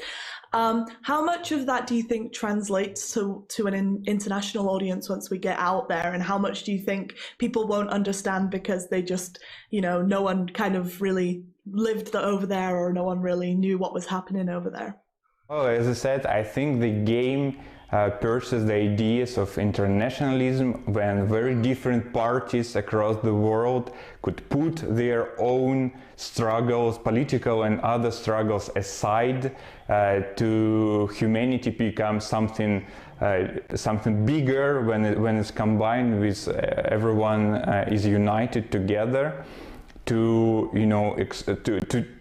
ascend to be something more and to explore the dome, its dangers and its discoveries, basically. Absolutely. Now bringing it kind of back to you guys and the developers again. You mentioned that you were inspired by other games. What games really truly inspired it? Not just games, but media. And also, what do you and the team like as well when it comes to video games? Well, we are here all the hardcore RPG fans, so it's not secret why we, I suppose, picked up a project like this to develop. And it's not a secret that the game is it's in a very hard way was inspired by the Fallout series, and the other great RPG games of late 90s and early 2000s, and some modern ones too, actually. So speaking about development, what was the hardest part of making the game for you guys? I think the easier question would be what was the easy part. I can't really come with much things which were easy. It's all it's an everyday struggle in a way. It's a marathon, but it's a happy marathon, and it's a happy everyday struggle basically for us. Absolutely. And then moving it into that more positive thing, the happy marathon, what are you most proud of when it comes to Encased? I'm obviously proud of both the team and the project itself, because both us here in the team and our community, we often forget that 3.5 years ago there was nothing, there was emptiness, nothing existed. And here now, 3.5 years later, both with the team effort and the feedback which we get from the community, there is this great universe, a curious world which is almost ready to be explored and to be adventured inside, basically. And then moving on to the last question, what are the benefits of signing up with a global publisher like Koch Media and being on their new label? So we think that signing with a partner as Koch Media is really great, because it not only benefits us as developers, but such partnership also benefits our community, our players. We as the developers, we get more time to work on the project and polish it so it would be in the perfect state. while our players will enjoy more localizations which will make the game more accessible to the wider audience. We'll get the voiceover done, which just make the game better and bring it on some other higher level. From an isometric dystopian sci-fi RPG to our next title, which is a fresh take on the action-adventure genre. This team, all the way from Iceland, specifically built a mocap studio for this title and has the incredible talent Aldous Hamilton as their lead protagonist. I got to sit down with the guys and ask them, what is this game all about? So Echoes of the End is a cinematic, narrative-driven action-adventure game about Rin, Oh, there are more games. a person who has trained all her Almost life half to be an a hour warrior overtime. in service to a throne, and is now searching and finding her own identity as she's cast away from the life she's always known. It's a game we've wanted to make all our lives, basically. And for us, what we really wanted to explore was a marriage of a cinematic experience and the narrative, choice-driven storytelling of RPGs. Finding that bridge and union is what really inspired us to go and make our own video game. Exactly, and such a big integral part of the experience is how you as a player choose to interact with the characters around you, the different companions, the characters that you'll run into when you're going about in the game and trying to solve all the issues that the player that you'll be facing as a player. What was the inspiration behind it? We're at a remarkable point in the game industry where, you know, a relatively small team is able to tackle such an ambitious vision, and it's actually reasonable. And I think we've just recently arrived at that point. You know, there have been some really great games making leaps in the past few years, kind of paving the way for this as the tools and hardware and software get more accessible and affordable for smaller developers. We kind of, you know, in the early days of Midgard, we came to realize that a game like this might be possible. And it seemed unreal to us that it might be at the time. But, you know, growing the team and building up the tech and pipelines in-house, you know, we saw that this was, in fact, possible. And it's an absolute dream for everyone at the company to, you know, be privileged enough to work on a game like this and to really shape the game that we all want to make. Yeah, so kind of sticking on that point of development and how technology often drives the direction of how a game evolves throughout its development. How close to the original concept is the game now? That's a really good question. So it's rather close. Like I would say we didn't really do any large pivots. We did make some changes, of course, as the vision evolved and as we understood better kind of what the game was going to be and kind of how we scoped it to fit a team that would be able to execute on it. But I think, you know, we were always, you know, from day one that the idea for the game kind of conceptualized, we were looking at the technology that was allow us to make this game, you know, going for really, you know, realistic and stunning visuals, you know, digital doubles for characters, scanned environments, you know, next-gen development engines, next-gen game engines, kind of all those things were in place for us to make the game. I think the primary things that have changed in the making of the game are more in the details of the execution of that, how we structure the story, what kind of game mechanics we want in a game like that, and really what the identity of our game is and how we separate that from other games. We genuinely have been making this game. This game, even though it is slightly different, my work as narrative director has not had to change a lot. Exactly, yeah. We've mentioned, obviously, at the start and throughout what we've spoke about so far that you guys are based in Iceland and everyone knows the, like, picturesque scenery of Iceland. Did you get much inspiration from your homeland in the environment? Yes, absolutely. You know, Iceland is such a phenomenal place to live in, and it's a beautiful country that's been featured in, you know, many films and video games before us. And the funny thing is that us growing up in Iceland, this is normalcy for us. This is what we've been used to. It isn't until we visit other countries that we realize that the rest of the world isn't a fantasy land. Oh my God, trees! Yes. But yeah, I mean, it's absolutely inspired by Iceland. And, you know, I was working as a tour guide for the longest time, and a lot of us, like, grew up in the country from different locations.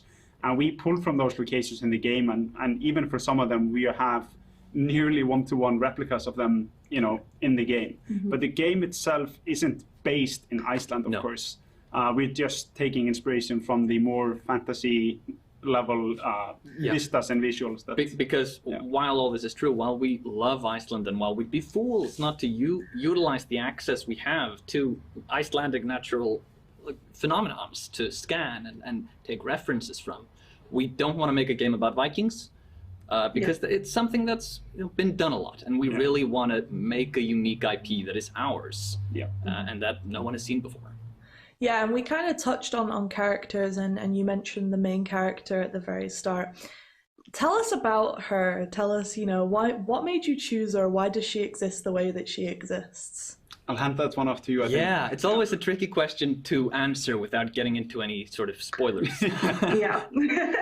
But Rin is, as I say, she is a character, a person trained from birth to be a weapon in service to the crown. I was really fascinating in exploring the difference between a person that is, the juxtaposition between purpose and independence. And Rin is a character burdened by purpose and chained to it. She has been given a purpose not of her own choosing, not by her own volition, but one that she has inherent to her birth and very existence. Throughout this game in particular, we want to explore the journey of going beyond that purpose and going beyond what role you are born into and seizing the world by the throat, basically.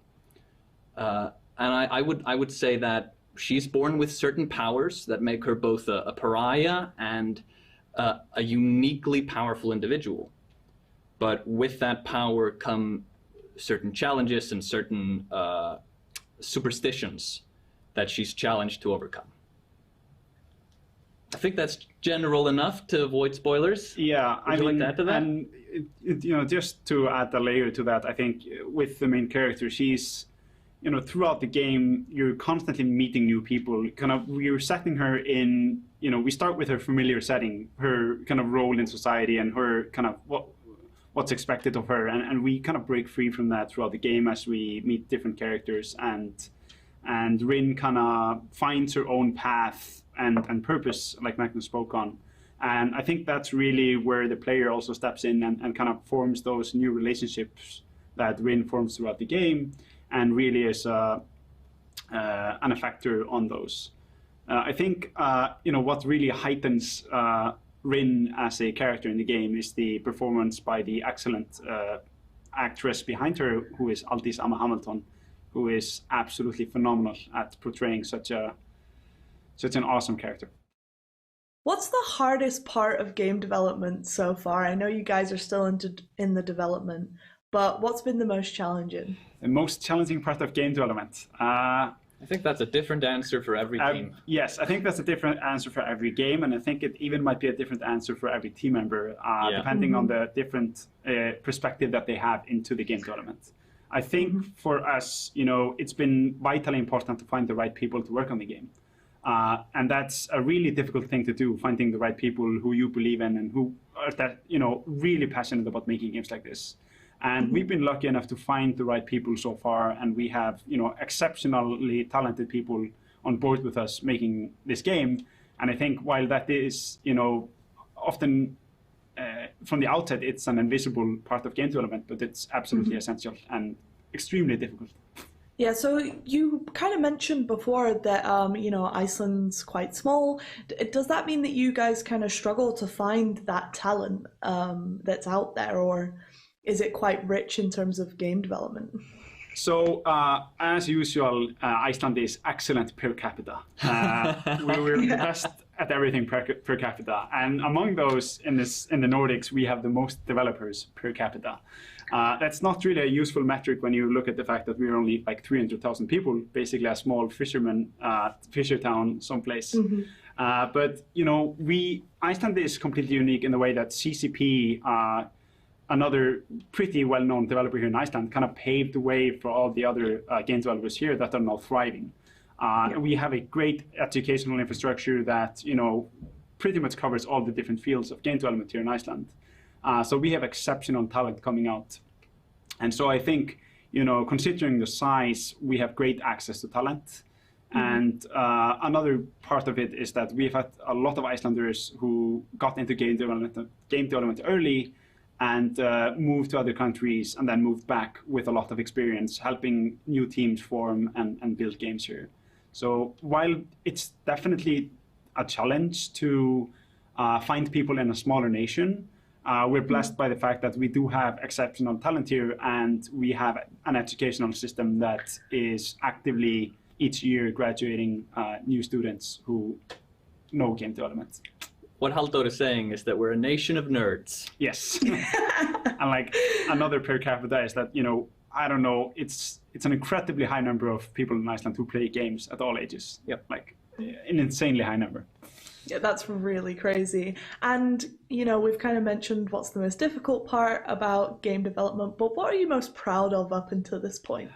That's it's a difficult question to answer because there's so many things. I mean, making games is it takes so many people to do so many things for it to go correctly. And I think what we're most proud of is that so far we seem to be doing it correctly with the great people. So I think what we're most proud of is the team and the progress that we made with this team. Yeah, I think that's a very good answer in general, that just the talent we've collected around us and the friendships that have formed so strongly within this company. Yeah. I think that's invaluable and is what's going to drive it forward. And then, finally, guys, what are the benefits of signing up with a global publisher like Koch Media and being part of their brand new label? That's a great question. So obviously we touched on the part that we're kind of stuck in Iceland, so our outreach is quite limited on an island in the sea. No, but all jokes aside, the main benefit is that it's an extension of the team, and it's a great extension of the team. Yeah. We talk about the things that have been the most difficult, and that's building the team, and the things that we're most proud of, which is, again, the team that we built. And for us, Koch is a fantastic extension to the team. It's a publisher full of great people who are really passionate about games, and they're empowering us to deliver these games, worldwide. And I think that is anything a developer, an ambitious developer, could ask for in a publisher. And we are absolutely glad to have you guys. Thank you so much for your time, and I cannot wait to give people more information about Echoes of the End. From one side of the globe all the way to the other. If you like the game Gothic and hardcore RPGs, The Last Oricru is just for you. I got to sit down with two of the guys from Gold Knights and talk all about them and their new game. Hello there, guys. Today I am joined by Gold Knights creative and game director Pavel Stranad and executive producer The previous game was Echoes of the about End. their game, The Last Oricru. Hi, Opal. Hi, Opal. And this is So you guys The make Last The Last Oricru. What is the game about? It's an action RPG where I try to show the relativity of good and evil from different perspectives of living and breathing world. So when you guys say living and breathing, what do you mean exactly? It is important to understand that The Last Oricru is quite challenging and skill-based RPG, but compared to many other titles in this genre, our story does not take place in some dark and deadly realm. Waking up in a living and breathing sci-fi medieval world of Wardenia, players find themselves in the middle of war for supremacy over the whole planet. There is something interesting about the war, as usually warriors of each side believe that they do the right thing, often fighting for survival and well-being of their people. So the idea of the game is to show the player the war and the euphoria of the winners, but also the misery of the losers, to make the player realize that the number of decisions he can make in the game will affect all the living beings in the world. So you mentioned that you make choices during The Last Oricru. How impactful are they? The impact is major. First of all, you are the one who decides which side will win the war. But there are many different roads through the game, and you can experience the whole game only after multiple playthroughs. I want to give every player his own experience and try not to push any moral code of what is wrong and what is right. Simply, you make the decision and actions, and based on that, individual characters have their own reactions. This creates different situations, so you can find your own friends and allies and play the way how you think it's right or fun. Exactly. Each player can define their own path to side with different factions or betray them and influence the future of each race and in the end the entire planet, basically. And it is not done just by a few choices somewhere in dialogues or by completing some quests, but by your continuous actions and decisions. Let me give you an example. In many scenarios, you are asked to kill the general of Redkin people. And you can obviously refuse doing that, but if you decide to kill him, there are many possibilities of what you can do with his head, which serves as a proof of his death. You can keep it and become hero, or you can give it to the queen and come closer to her heart, or you can give it to another characters of this conflict with different outcomes. While I'm playing, guys, if I decide to be a little bit mischievous and kind of go down the route of everyone hating me, what does that mean for me? Yes, there is an option that you will try to do as much harm to do as many beings as possible, and there are some dark characters that will be pleased by that. However, cooperation with them may be eventually very painful for you. That's another interesting thing, that often there is some hidden party involved in many wars, which profits from both sides of the conflict and the conflict itself. So that's a bit of the hidden part in the game, which you can play, but it will be a little bit difficult to play. So the game has co-op.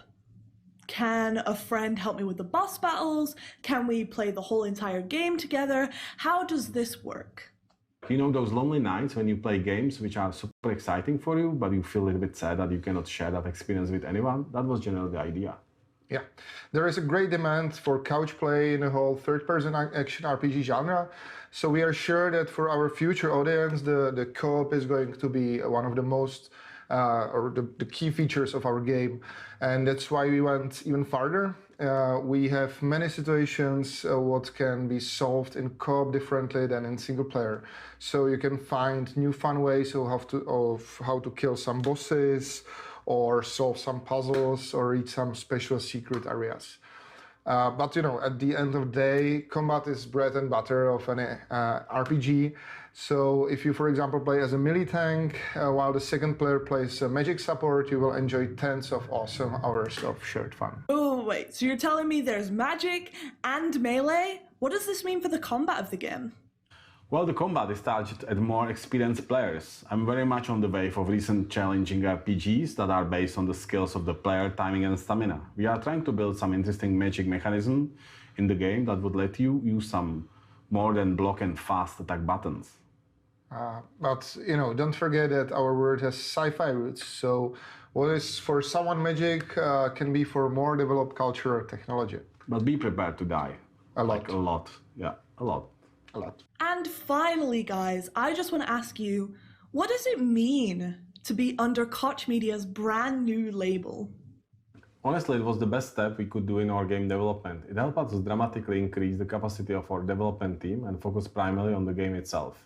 And yet, we still have the full creative control over the game, and all the feedback we are getting is really helping us to make a better game. So far, it was the best decision ever.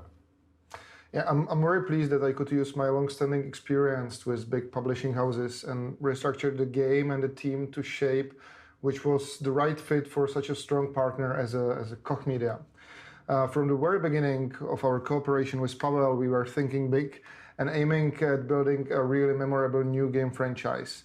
And being part of the starting portfolio of a brand new Koch Media label gives us a great opportunity to fully achieve it. Finally coming up is Payday 3. Thank you so much, Pavel and Vladimir, for your time. It's been awesome talking to you about everything The Lust Aura Crew, and I just can't wait for people to get their hands on it. Okay, bye-bye. Bye. We teased it in the sizzle, and now let's hear from our friends at Starbreeze to talk about Payday 2, Payday 3, and their upcoming cooperation with Prime Matter. Thank you, Jeff, and hi, everyone. We're excited to be here, excited to talk about Payday, and excited to be working with Prime Matter. At Starbreeze, we see Payday as the ultimate bank robbing experience, inspired by classic heist movies, providing adrenaline-fueled gameplay where you get to experience the thrill of being on the wrong side of the law with a smart plan and a gun in your hand. This is what we've been doing since the original game, Payday the Heist, through the sequel, Payday 2, to the upcoming Payday 3. and our ever-growing player community. Our heisters continue to be an inspiration for us in Heisters. everything we do, pushing us to make the best payday possible.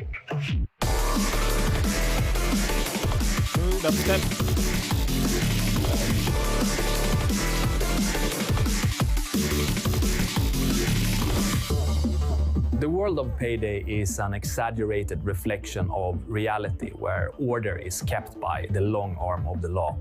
At least until the heisters turn this order into chaos, giving the law the middle finger. That's when adrenaline truly kicks in and the outnumbered gang keeps beating the odds, often escaping with the cash in a hail of bullets. The Payday universe has an ongoing narrative that has been created over the years. The gang has built a reputation by going after the highest profile targets, setting up some of the craziest heist plans, and going up against some of the most powerful of enemies. And through all of this, the gang keeps coming out on top. In their exploits, the gang has become, as they call it, the tightest crew ever. The wider criminal underworld of Payday lives its own life, where movers and shakers want a piece of the action, or a piece of the Payday gang. In the gang's life of crime, they are way past the point of no return. And as we look ahead for what's to come, the gang will learn that there's no rest for the wicked.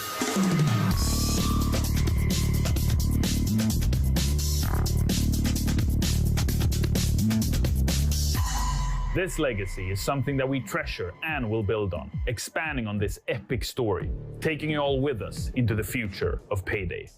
Many millions of players have enjoyed Payday so far. It's been an amazing journey for us at Starbreeze. On Steam, Payday 2 has the biggest player community of any game. This truly means the world to us. Payday turns 10 this year, but we're only getting started. With our team hard at work, cooperation with Prime Matter and other partners, and above all, a fantastic player community, we are looking to the future with great anticipation. I'm rich! It's payday, fellas! The release of Payday 3 is years away, but we could finish off today with a sneak peek of what we're working on, a taste of things to come.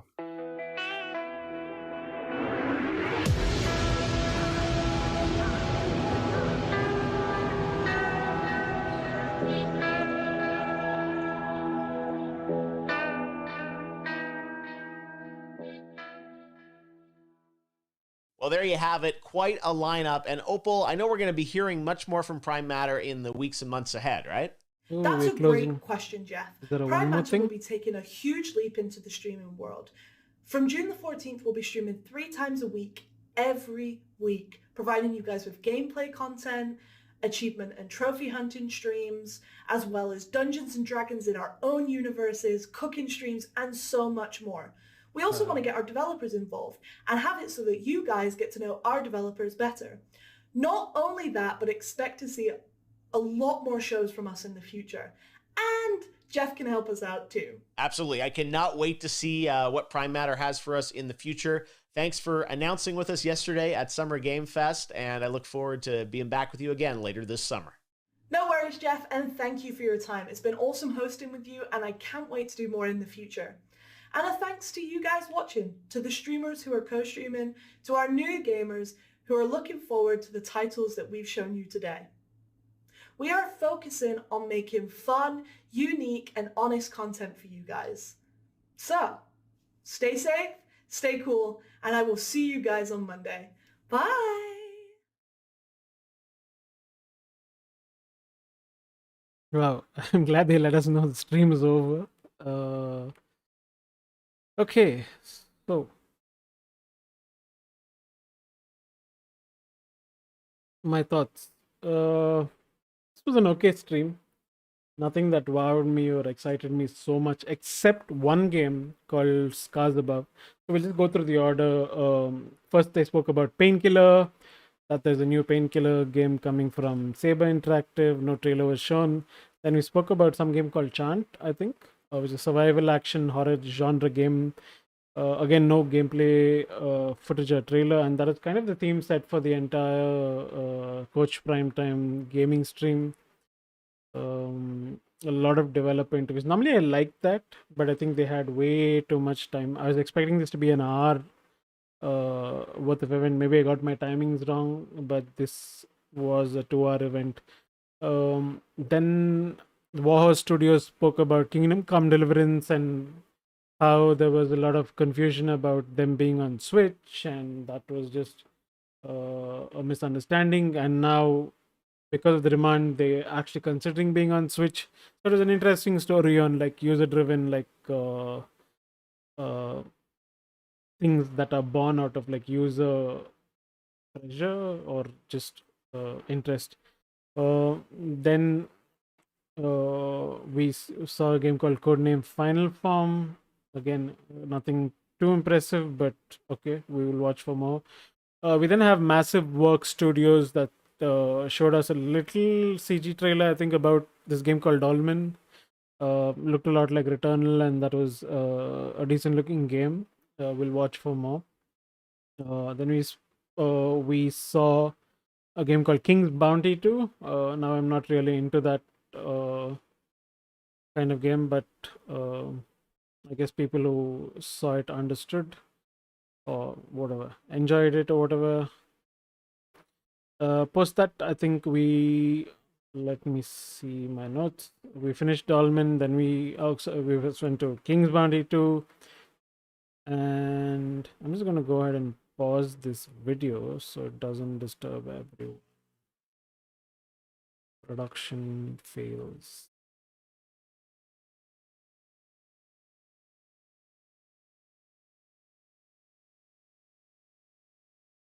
And we find a good frame to pause it on, right?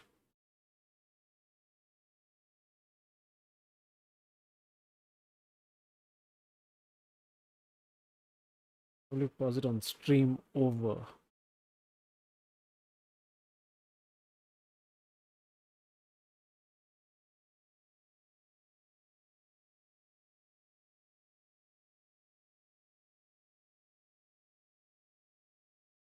Yeah, there you go.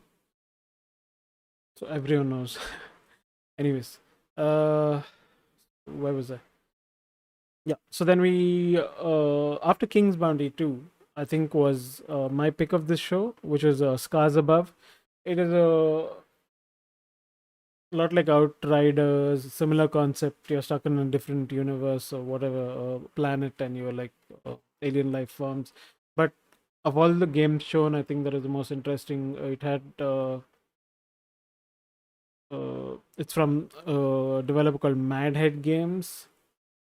Looks interesting. A lot of like you have like a Lara Croft like character. That's what the character design reminded me a lot of. The aliens and the effects were pretty good. The particle effects were quite good in that game. The weapons were very interesting, especially the thermite charger, whatever, which kind of had a lot of cool fire effects. And I want to know more, so I will be following that game. The concept is interesting. The puzzles especially seemed fun, so would like to see a demo or something sometime, right? Then we went to a game called Encased, which is an isometric dystopian sci-fi RPG. So many words. Interesting artwork. I think this was the one where it was very retro, set in the 70s. We'll follow that. Then we had developers talk about a game called Echoes of the End. I almost missed the game in the name in the beginning, and I kind of figured it out later on. It was just a developer interview. It was quite long. Again, we went to another developer interview called the Lost Orakuru. I don't know if I'm spelling that right or pronouncing that right. And then we ended with Prime Matter tying up with Payday franchise and announcing that Payday 3 is in development and years away, so which means like it's beyond 2022. It's probably in like 2023 or whatever. So I've never really played that game, but for whoever is like interested in that, good for them. I think a lot of people might have enjoyed that announcement. And then that was the end of the show. So this was hosted by Opal and our very own Jeff Keighley. And I think I felt like again, a lot of filler, a lot of excessive like marketing talk. about Koch Media, but okay, I think this is a good developer showcase. I just expected it to be shorter, so maybe my expectations were like wrong, and I felt like it went on for quite long. It's also very early in the morning here. So yeah, so my pick of the show is Cars Above. Let me know what yours are or were. And again, so thanks for watching. Do leave your comments, like, subscribe, follow. I'm still looking for my first 100 followers, so do hit that follow button. Click on the notification bell to get notified of any videos I put up. You can check out my game trailers that I've uploaded. I think my recent uploads were Call of Duty, not Call of Duty. Not Call of Duty. My recent uploads were Battlefield 2042 and Miyazaki's new game, which is Elden Ring, both 4K trailers. So check that out and follow my channel. If you want to support me, there are two ways of doing that. One is you can tip me on lazygamer.me/tip. That's LZYGMR.me/tip. And if you want to support me on Patreon, it's patreon.com/TheLazyIndianGamer. It's a $1 tier and a $2 tier with early access. So if you like my content and want to support me, it would really help if you checked out my Patreon. Thanks again for watching, and I will go ahead and sign off now. Take care and have a nice week. We'll see you for the next stream.